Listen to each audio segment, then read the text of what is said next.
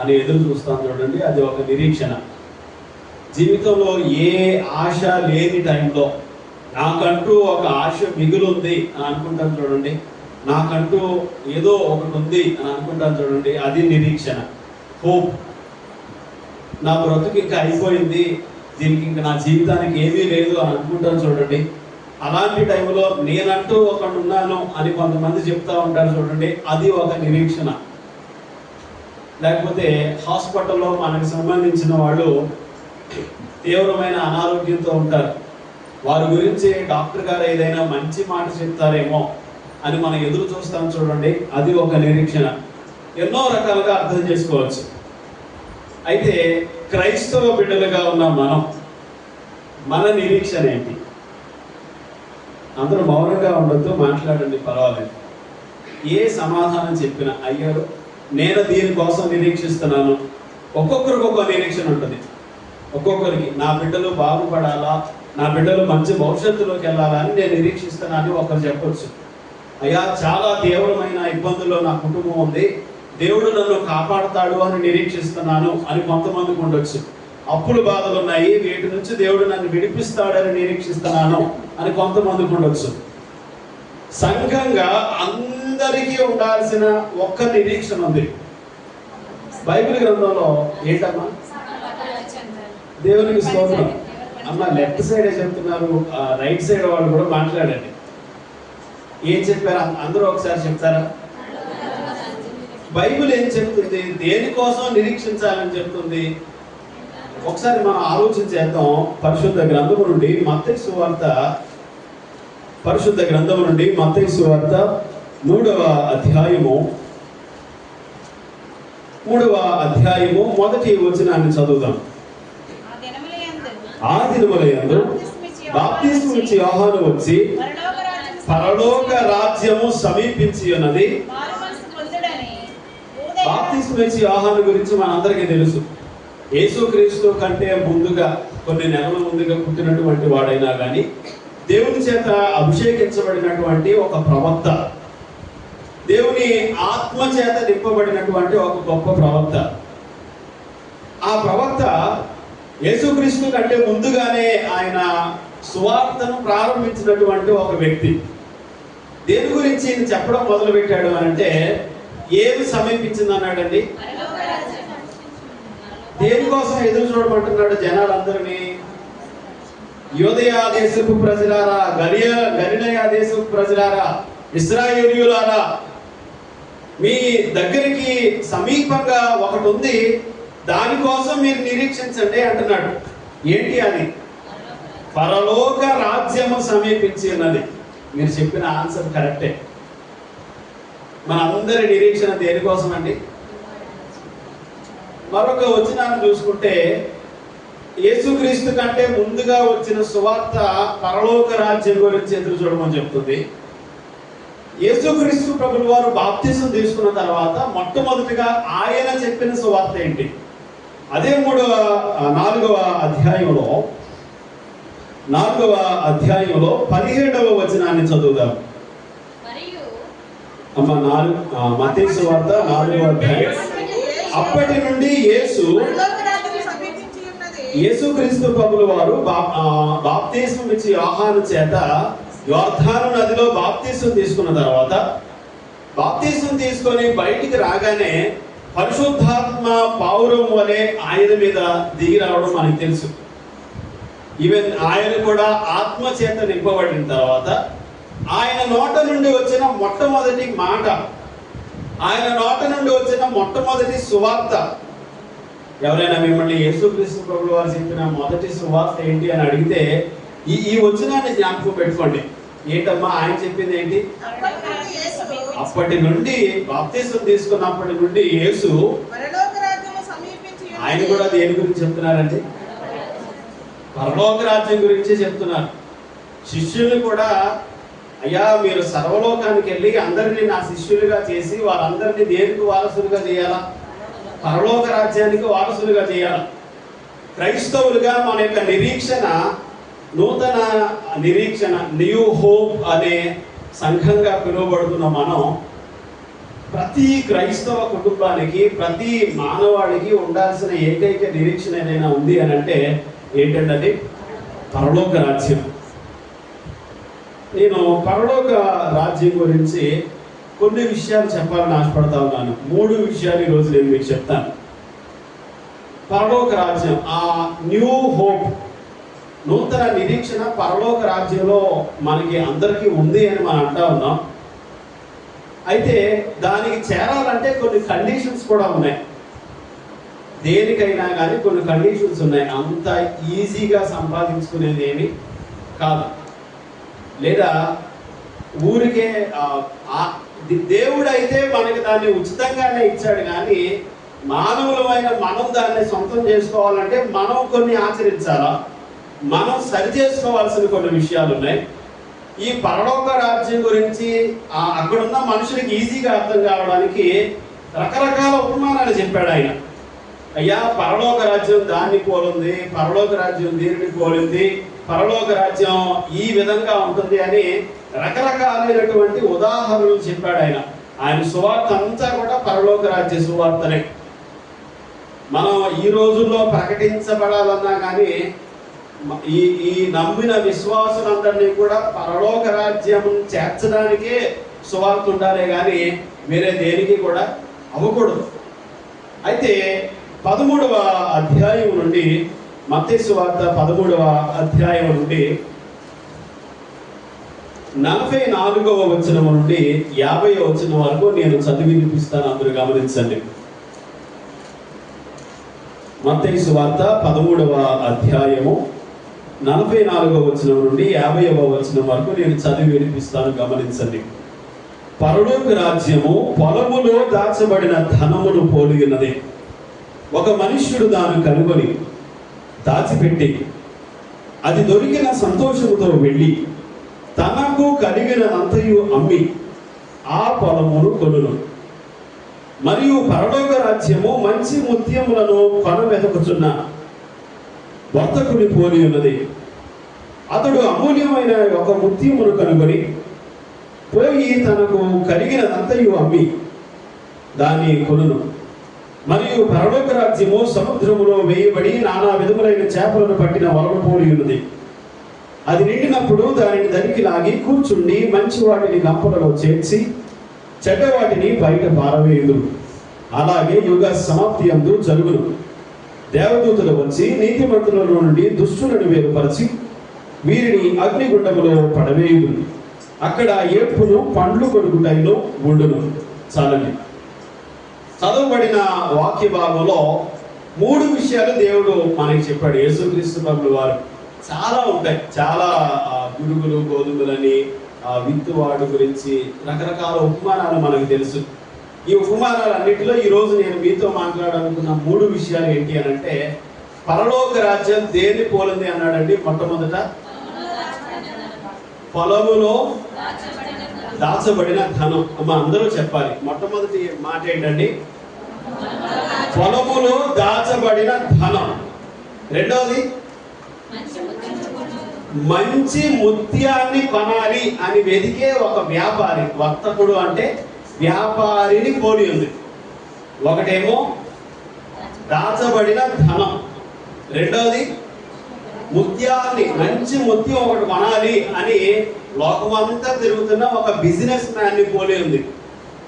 3వ మాట ఏంటి అని అంటే, రకరకాల చేపలను బట్టే వలను పోలి ఉంది. ఈ 3 విషయాలు నేర్చుకుంటే, ఆ 3 విషయాల ద్వారా దేవుడు మనకి నేర్పిస్తున్నాడో తెలుసుకుంటే, ఆ 3 విషయాలు మనకి ఏం చెప్తున్నాయి అని మన జీవితంలో సరి చేసుకుంటే ఇక పరలోక రాజ్యం మన సొంతమే. నేను ఒక మాట అడుగుతాను. ఇప్పుడే దేవుడు నా ప్రాణం తీసుకుంటే, ఇప్పుడున్న పడంగా దేవుడు నా ప్రాణం తీసుకుంటే నేను డైరెక్ట్గా పరలోక రాజ్యానికి వెళ్తాను అన్నవాడు స్తోత్రం చెప్తాం. హల్లెలూయా. సంఘంలో చాలా విచారకరమైన మాట. ఎక్కడైనా మీటింగ్కి వెళ్ళినప్పుడు కానీ, లేకపోతే ఎక్కడికైనా సంఘాల్లో ప్రసంగాలు చెప్తున్నప్పుడు, అమ్మా ఇప్పుడు చనిపోతే పరలోక రాజ్యానికి వెళ్తానన్న వాళ్ళు హల్లెలూయా చెప్పండి అని అంటే ఎన్ని చేతులు ఎగుతాయో తెలుసా? మహా అయితే 4, 5, 3, 2 కొన్నిసార్లు ఆ చేతులు కూడా లెగని చోట్లు కూడా చూశారు. ఇక మనకి నిరీక్షణ నుండి ఏ ఉపయోగం? నిరీక్షణ అయితే ఉంది, కానీ దేవుడు ఏమన్నాడు అని అంటే, మీరు దేన్నైనా అడుగుతున్నారు అని అంటే ఏమి నమ్మాలి? ఆల్రెడీ దాన్ని పొందుకున్నామని నమ్మాలి. మీరు దేనికోసం నిరీక్షిస్తున్నారు? పరలోక రాజ్యం గురించి నిరీక్షిస్తున్నారు. దాని గురించి నిరీక్షించే మనకి ఆల్రెడీ మనం ఏం నమ్మాలా? అందరూ చెప్తాం, ఏం నమ్మాలా? ఆల్రెడీ నాకు పరలోక రాజ్యం వచ్చేసిందని నన్ను నమ్మాలా. డౌట్ ఉండకూడదు. క్రైస్తవ విశ్వాసంలో ఎప్పుడూ కూడా డౌట్ ఉండకూడదు. దేవుడు నాకు ఇది చేస్తాడు అని నమ్మాము అని అంటే అందులో సందేహం ఉండకూడదు. నువ్వు బలంగా నమ్మావు అని అంటే ఆవగింజంత నమ్మకం ఉంటే ఎంతో గొప్ప కార్యాలు జరుగుతాయి. అది దేవుడు మనకు నేర్పించేది.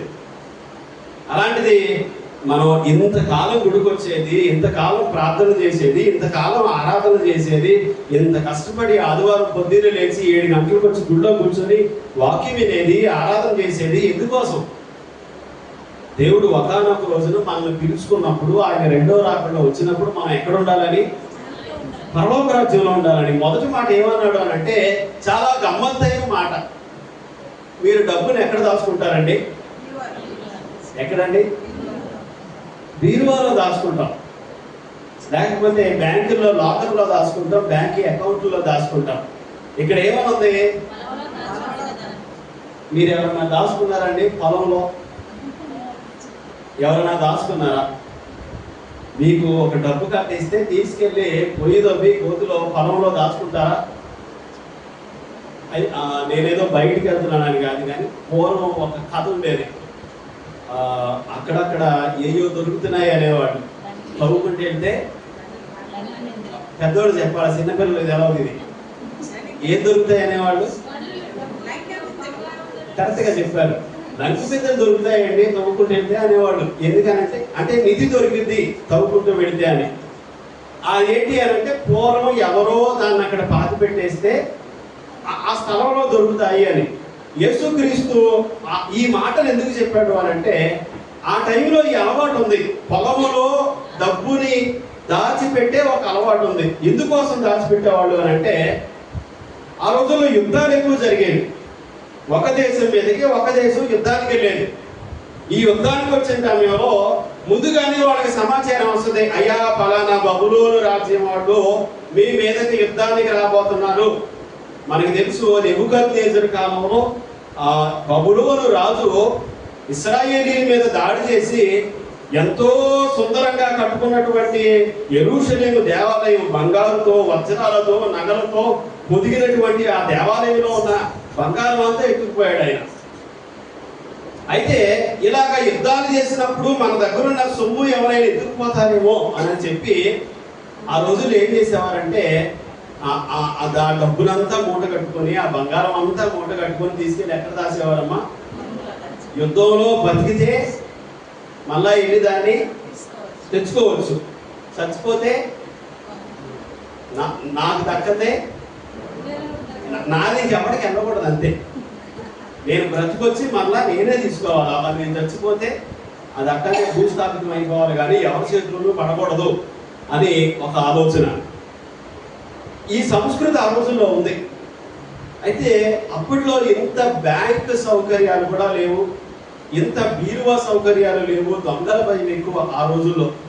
ఇంట్లో దాచుకుంటే ఎవడొచ్చి రోజుకుపోతాడో తెలియదు, ఇంట్లో దాచుకుంటే ఏమైపోతుందో తెలియదు అని చెప్పి అది తీసుకెళ్ళి పొలాల్లో దాచుకునేవాళ్ళు. ఇలాంటి సంస్కృతి కూడా ఉంది. మంచిగా గొయ్యిదవి దానిలో చేసుకునేవాళ్ళు. ఇక్కడ పరలోక రాజ్యం దేనికి పోలుందండి? పొలములో దాచబడిన ధనం పోలి ఉంది, ధనాన్ని పోలి ఉంది.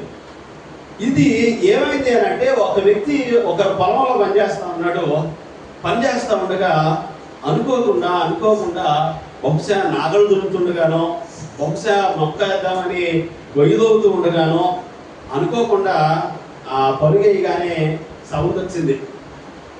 ఏంటా సౌండ్ అని బయటకు తీసి చూశాడు. ఏం కనపడింది? ధనం కనపడింది. డబ్బు చూస్తే మన కళ్ళు ఆగుతాయండి. చెప్పండి, డబ్బు చూస్తే మన కళ్ళు ఆగుతాయా? ఆయన ఏం చేశాడు అంటే దాన్ని తవ్వాడు. తవ్వి ఇక్కడే ఉందో లేకపోతే ఈ పొలం అంతా దాచిపెట్టారో తెలియదు, కానీ ఎట్టగైనా కానీ నా ఇల్లు అమ్మైనా నా తల తాకాడు పెట్టైనా కానీ ఏది సొంతం చేసుకోవాలా? ఈ కొంచెం పొలం సొంతం చేసుకోవాలి. ఎందుకని? ఇక్కడ ఏముంది? ధనం దొరికింది. నాకు లెక్క పెట్టాడు. బహుశా ఆ ఇల్లు అమ్మితే 1 లక్ష రూపాయలు వస్తాయేమో, 10 లక్షలు వస్తాయేమో, కానీ ఇక్కడ దొరికింది మాత్రం చెప్పండి అమ్మా అంతకంటే ఎక్కువ. ఈ దాచబడిన ధనం ఆయన దగ్గర ఉన్న దానికంటే ఎక్కువ. కాబట్టి అక్కడ ఉన్న చక్కని మాట చూడండి, ఏంటి అని అంటే, ఒక మనుష్యుడు దాన్ని కనుగొని దాచిపెట్టి అది దొరికిన సంతోషంతో వెళ్ళి తన కలిగిన అంతయు అమ్మి ఆ పొలమును కొనును. హల్లెలూయా, హల్లెలూయా. నీకు కలిగినదంతా అమ్మి అయినా కానీ దేని సొంతం చేసుకోవాలి? ఇప్పుడు అర్థమవుతుందా? దాచబడిన ధనం అంటే ఏంటి అని అంటే, నీకున్న సమయం, అమ్మో నేను ఈరోజు గుడికి వెళ్ళానంటే పలానా టైం నాకు వేస్ట్ అయిపోతాయి అనుకునేవాడు కొంతమంది ఉన్నారు. మన ఉద్యోగానికి టైం ఇస్తాము, మన పిల్లలకి టైం ఇస్తాము, మన కుటుంబానికి టైం ఇస్తాం, కానీ కొన్నిసార్లు ప్రార్థనకి సమయం ఇవ్వం. ఎందుకనంటే ప్రార్థన కంటే మనకి ఎక్కువ ఏమనుకుంటాం మనం? సీరియళ్ళు, టీవీలు, మన వ్యర్థంగా గడిపే కాలం, అవి ఎక్కువ అనుకుంటాం. డబ్బు సంపాదన, డబ్బుకి ఎక్కువ విలువ ఇస్తున్నాం, కానీ ఈ రోజుల్లో మనుషులకి విలువ లేదు. నిజమంటారా కాదంటారా? డబ్బుకు ఉన్నంత విలువ మనుషులకి ఇస్తలేదు జనాలు ఈ రోజుల్లో.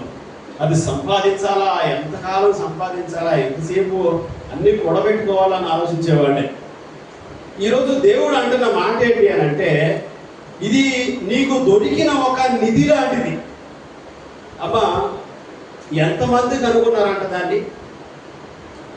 దాచబడిన ధనం క్లియర్గా రాస్తుంది. ఎంతమంది కనుగొన్నారంట?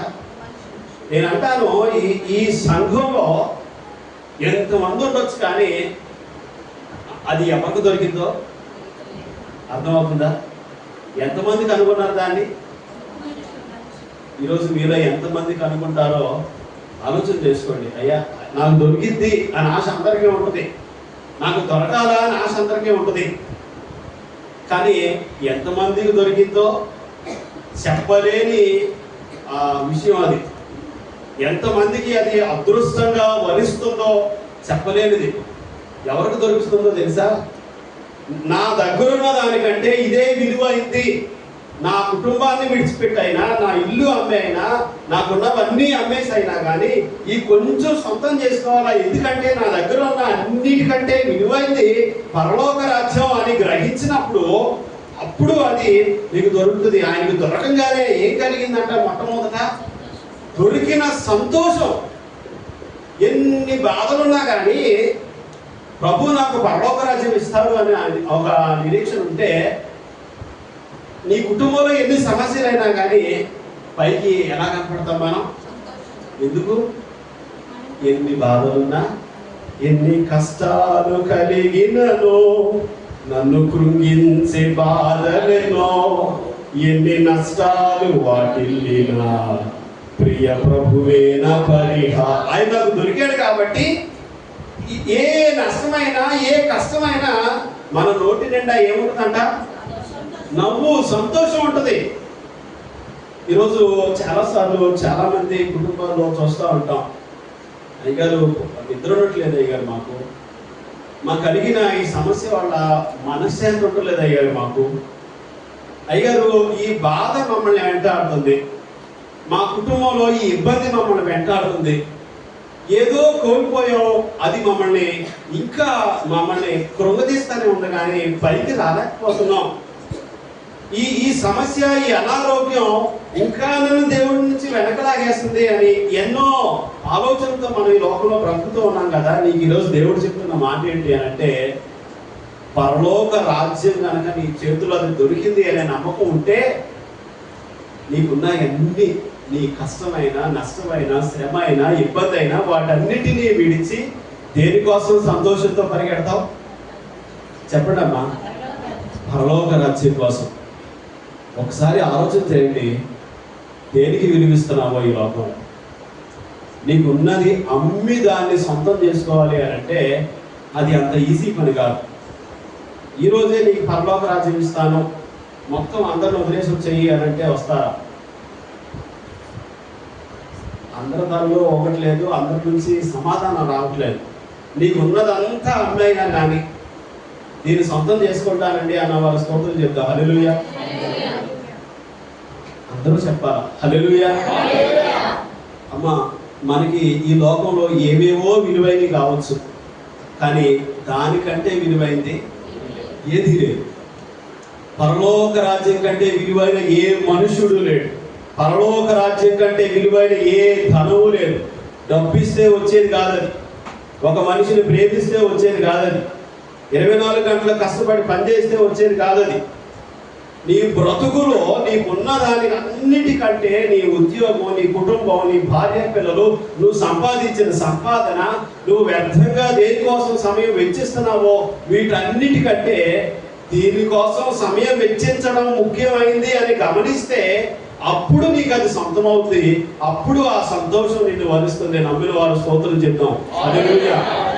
ఈరోజు ఒక్కసారి ఆలోచించండి, పరలోక రాజ్యం మీకు వస్తుందా ఈ రోజే చనిపోతే అని అంటే కొంతమందే చేతులు ఎత్తారు. ఒకవేళ బహుశా ఈ లోకంలో దేన్నో కావాలని కోరుకొని దాన్ని పక్కన పెడుతున్నారేమో.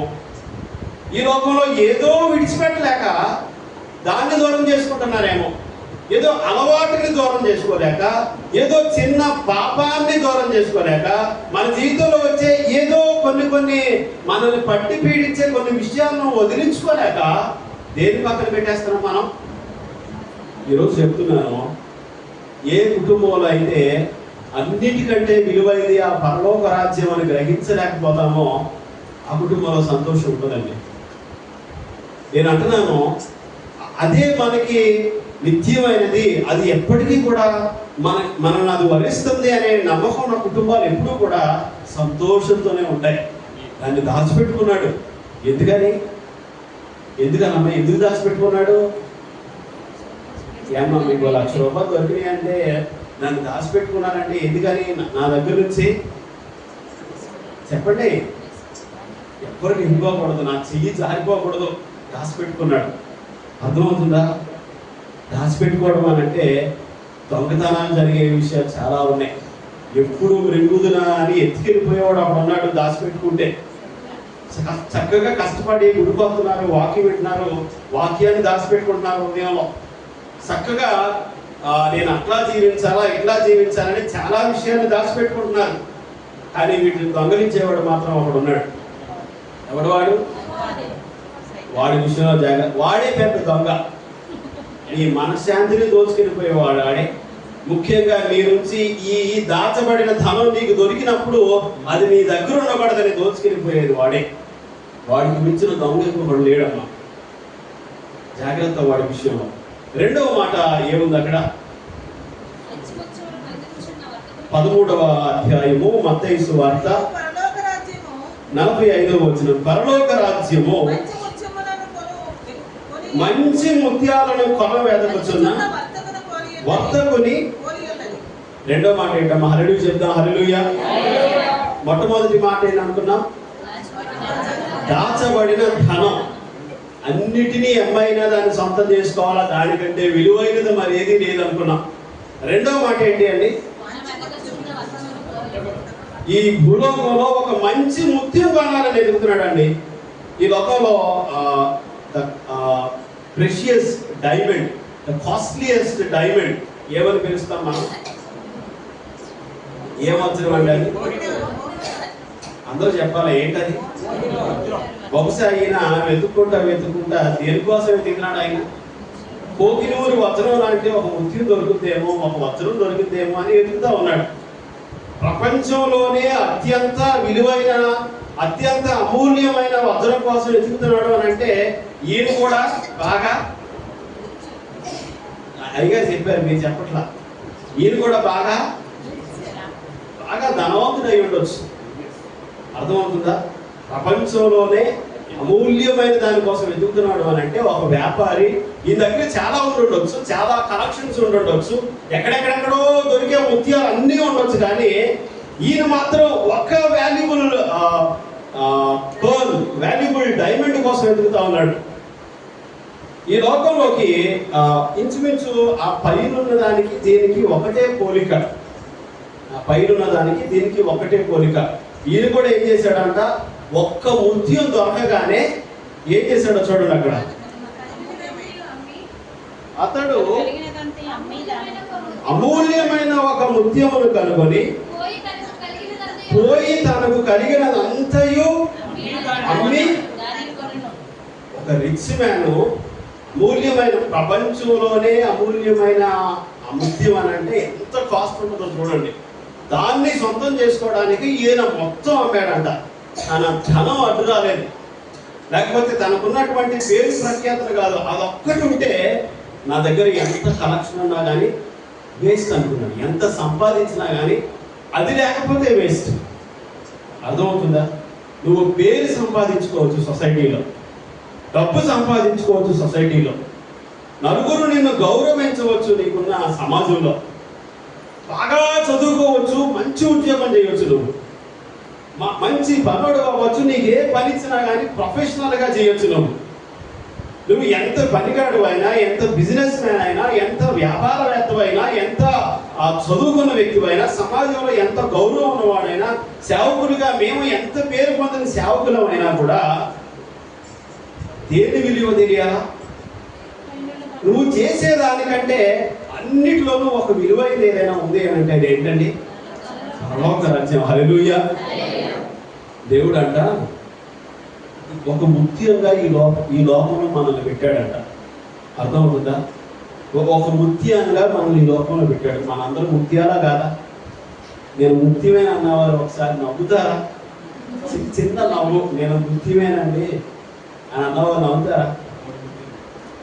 నమ్మిన వారితో దేవుడు మనల్ని ముత్యాలాగా చేశాడమ్మా. ఎవరి పోలికలో చేశాడు? ఆయన పోలికలోనే చేశాడు. మీ అందరూ ముత్యాలే. అర్థమవుతుందా? ఆయన దృష్టిలో అమూల్యమైన ముత్యం ఎవరు? నాకు నేనే అని చెప్పుకోవాలి. అర్థమవుతుందా?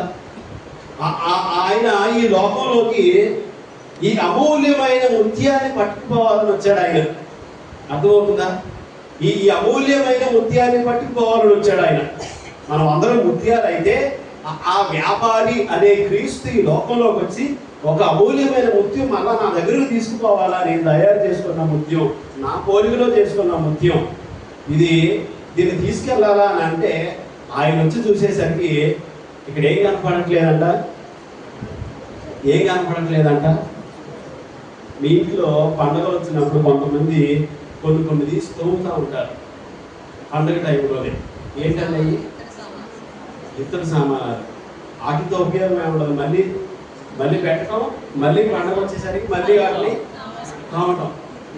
మా అమ్మ నువ్వు అమ్మ ఎందుకు వచ్చి బాధని అని అంటానే.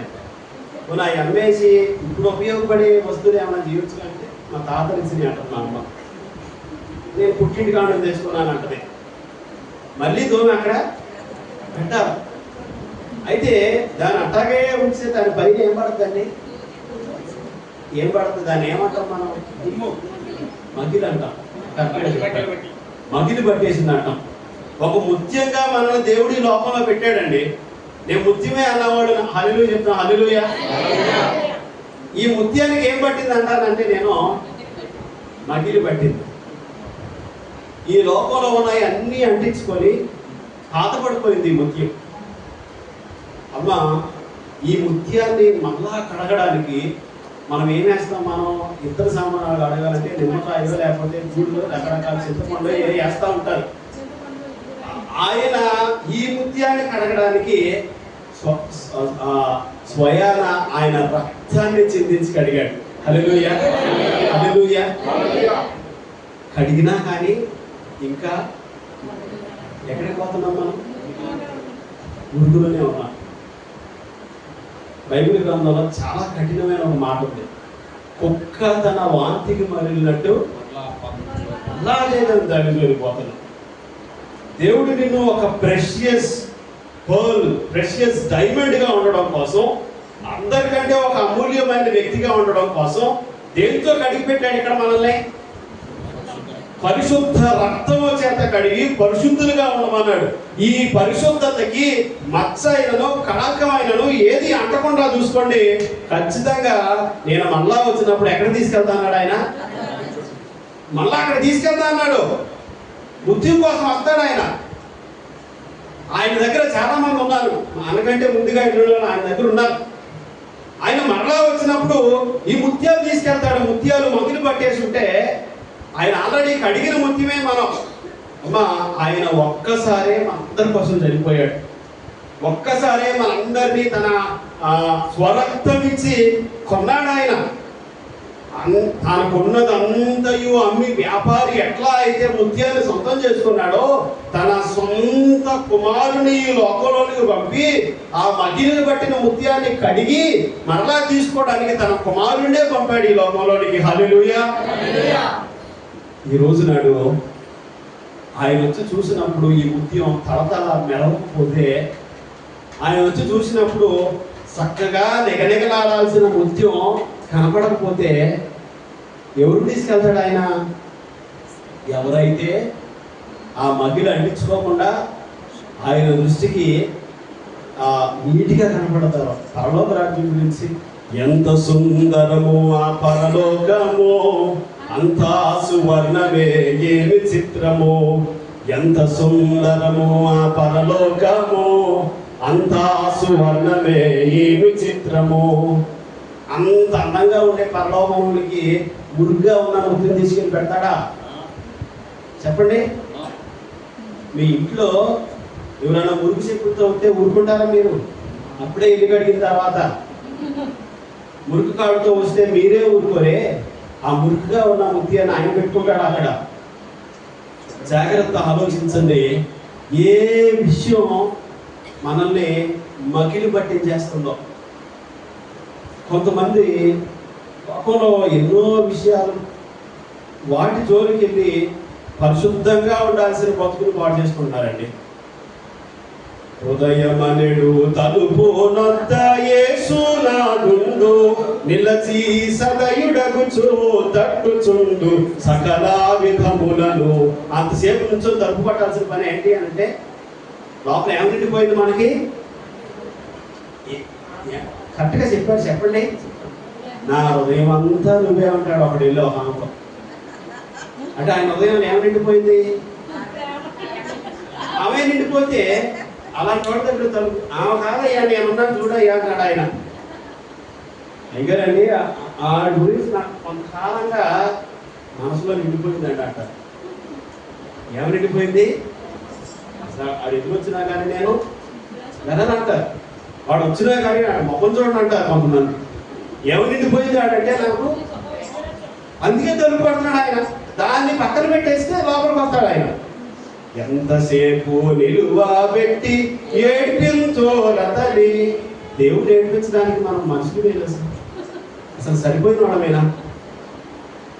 నుంచోబెట్టి మనసంతా ఏవో నిండిపోతే, కొంతమంది మనసులో పొగ నిండిపోయిందంట నేనైతే. కొంతమంది మనసులో ఇంకోటేదో నిండిపోయిందంట నేనైతే. కొంతమంది మనసులో అలాంటి ద్వేషం, అలాంటి పగ. కొంతమంది మనసులో డబ్బు మీద ఆశ నిండిపోయి ఉంటుంది. కొంతమంది మనసులో పని ఇంకా ఏది వద్దే కదా. ఏమి నిండాలా? నేనిచ్చు నీళ్లు తాగితే ఇది నింపుకుంటే ఎన్నటికి తప్పి కొనరు. అక్కడ ఆకలియు తప్పికయు ఉండవు. అక్కడ తీసుకెళ్తాడు ఇది నింపుకుంటే. నీకు హృదయం దగ్గరుండి తలుపు పడతా ఉంటే హృదయంలో దేని పాట అంతా చదవండి. పాడకపోయినా ఆ పాట చదవండి, మనకు అర్థమవుతుంది మన బ్రతికేంటో.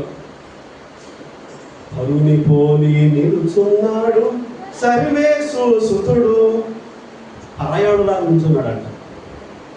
ఏమన్నా నిన్ను ముత్యులాగా చేసుకుంటే ఆయన పరాయుడు చేసేవాడు. జాగ్రత్త. ఆయన పరాయుడు చేసి మన హృదయంలో వేటికో ప్రాముఖ్యత చేసి వేటికో నిలుచుకొని ఉంటే ఏమి రాదమ్మా? ఏమి రాదు. మేము నిరీక్షిస్తున్నామండి అని అంటే సరిపోదమ్మా. త్యాగం చేయాల్సినవి ఎన్నో ఉన్నాయి, విడిచిపెట్టాల్సినవి ఎన్నో ఉన్నాయి, మార్చుకోవాల్సినవి ఎన్నో ఉన్నాయి, సరి చేసుకోవాల్సినవి ఎన్నో ఉన్నాయి. ఎన్నో రకాల పాపాలు ఉన్నాయి ఈ లోకంలో మనల్ని వెంటాడే. ఒక్క విషయం అడుగుతాను చెప్పండి, గత వారం అంతా నేను అబద్ధమే ఆడలేదన్న వాడు స్తోత్రం చెప్తాం. హల్లెలూయా. అబద్ధానికి జనకుడు ఎవరండి? అబద్ధానికి తండ్రి ఎవరండి? సత్యానికి తండ్రి ఎవరండి? గత వారంలో నేను అబద్ధమే ఆడలేదన్న వారు మీరు ఎవరు మాట్లాడినట్టు అబద్ధం ఆడినోళ్ళంతా ఏమా ఎవరు? అంటే ఒక్క చిన్న అబద్ధం కావచ్చు, ఒక్క చిన్న తప్పు మాట కావచ్చు, అది ఎవరిది? భూతులైనను, సరసోక్తులైనను, వ్యర్థమైన మాటలైనను, వీటన్నిటికీ కర్త ఎవడంట? మీ శరీరం అంతటికి అత్యంత విషపూరితమైన ఏంటంట? జ్ఞానికే. మొత్తం నాశనం చేయాలన్నా కూడా, ఎన్ని కుటుంబాలు నాశనం చేయాలన్నా, అన్నదమ్ముల మధ్య రిలేషన్ పాడు చేయాలన్నా, అక్క చెల్లెల మధ్య, అత్తా కోడల మధ్య నోరేసుకొని పడిపోతే ఎప్పుడో నా మాట ఇంకా గుండెల్లోనే గుచ్చుకోద్దండి. ఇప్పుడు కూడా నా నుంచి దాని నుంచి వెళ్ళిపోలేకపోతున్నాను అంటే దీన్ని కంట్రోల్లో పెట్టుకోలేక ఆ రోజున అన్నాడంటే ఆ మాట ఇప్పటికీ అది నన్ను గుచ్చుకుంటుంది. దీన్ని కంట్రోల్లో పెట్టుకోలేకపోతే సత్యం అనేది మన హృదయంలో ఉంటే ఇది కంట్రోల్లో ఉంటుంది. సత్యానికి జనకుడు ఆయన, అబద్ధానికి జనకుడు అపవాది. ఈరోజు నేను అడుగుతున్నాను, వాడి మాటలు మాట్లాడితే ఏం రాదు మనకి? కొంతమంది ఏకంగా అబద్ధపు జీవితమే జీవిస్తున్నారు. అలాంటి వాళ్ళు సున్నం కొట్టిన సమాధులు అన్నారు. గుళ్ళోకి వచ్చినప్పుడు అంట వాళ్ళంత భక్తులు కనపడరు, వాళ్ళంత ప్రార్థన చేసేవాడు కనపడరు. అసలు వాళ్ళు ఎంత అసలు అంత విశ్వాసం ఉంటుంది ఏంటి అనేది అనుకుంటారు కొంతమంది. బయటికి వెళ్తే చూడాలి వాళ్ళ బడి. కొంతమంది మా పల్లెటూరు, అచ్చమైన పల్లెటూరు నుంచి వచ్చాను నేను. గుళ్ళో ఉండిపోయాను కానీ నా నోటికి మంచి మాటలు వచ్చినాయి అంటారు మా వాడు. లేకపోతే ఈ పని గుడికెళ్ళి వచ్చాక చెప్తాను ఆయన దోసుకుని రామ ఏంటి అన్ని. గుళ్ళోకి వెళ్తే ఒక బ్రతుకు, బయటకు వస్తే ఒక బ్రతుక. ఇది కాదు క్రైస్తవ భక్తి. సొన్నం కొట్టిన సమాధి పైకి నెగనెగలాడుతుంది కానీ లోపల కుళ్ళు, లోపల ఏముంటుందా? అసలైన వ్యర్థం, అసలైన భావం, అసలైనటువంటి దేవునికి వ్యతిరేకమైనంత లోపలే ఉంది. బయటికి కనిపించే ప్రతివాడు మంచోడు కాదు. బయటికి కనిపించే ప్రతి విశ్వాసి కూడా బయటికి వెళ్ళిన తర్వాత ఎట్లా జీవిస్తున్నాడు అనేది ఎవరికి తెలియదు, ఎవరికి తెలియదు చెప్తున్నాను. కానీ ఒక్క ఆయన మాత్రం చూస్తున్నాడు. ఎవరైనా ఆయన చూస్తున్నాడు. ఈరోజు మంచి ముత్యంగా ఉన్నావా లేదా అని చూస్తున్నాడు. మగిలి అందించుకుంటే దాన్ని మళ్ళా కడుక్కొని ఈ వాక్యమే కడుగుతుంది. ఆయన ప్రార్థన చేస్తే అదే మళ్ళీ కడుగుతుంది. దావీదు అన్నాడు, అయ్యా మగిలి అంటించుకున్నానయ్యా, నన్ను హిస్సోపుతో కడిగయ్యా అన్నాడు. అర్థమవుతుందా? హిమము కంటే తెల్లగా ఉండేటట్లు తోవయ్యా నన్ను అన్నాడు ఆయన. అంత ప్రార్థన చేయాలంట. అసలు ఆ బైబిల్లో అంత ఏడుస్తూ ప్రార్థన చేసిన వాడిలో ఏకంగా ఆయన ప్రార్థన చేస్తే ఏమని చెప్పారో తెలుసా? ఆయన పలుకు కూడా అంటే అతిశయోక్తిగా చెప్పబడింది. అంతలా ఏడ్చి ప్రార్థన చేశాడని. దేనికోసం? పట్టినటువంటి మగిలిని కడుక్కోవడం కోసం. తెలిసి తెలియక చేసిన తప్పులు కావచ్చు, తెలిసే చేసిన తప్పులు కావచ్చు. క్షమించయ్యా, నన్ను క్షమించయ్యా, నన్ను క్షమించయ్యా, నీ పరిశుద్ధాత్మను నా యొద్ద నుండి తీసుకొని వద్దయ్యా అని బ్రతుకులాడుకున్నాడండి ఆయన పాదాలు పట్టుకొని. చివరిగా ఒక్క మాట అక్కడ ఏముంది అంటే, పరలోక రాజ్యం మొట్టమొదటి ఏమనుకున్నాం? పొలంలో దాచబడిన ధనం. రెండోది మంచి ముత్యాలను కొన వెదకుతున్న వర్తకుడు పోలి ఉన్నది. మూడోది పరలోక రాజ్యము నానా విధములైన చేపలను పట్టే వాళ్ళని పోలి ఉంది. ఈరోజు అంటాను న్యూ హోప్ సంఘం మీద దేవుడు వలేశాడు. అర్థమవుతుందా? న్యూ హోప్ సంఘం మీద ఏం వేశాడు దేవుడు? వల వేశాడు. వల మన మీదే కాదు కానీ ఏ సంఘాలైనా కానివ్వండి, అన్ని సంఘాల మీద ఆయన వల వేసేసాడు. ఒకరోజు పైకి లాగుతాడు ఆయన. వల వేసితే నాకు బొచ్చు చేపలే కావాలంటే అయ్యే వస్తాయా?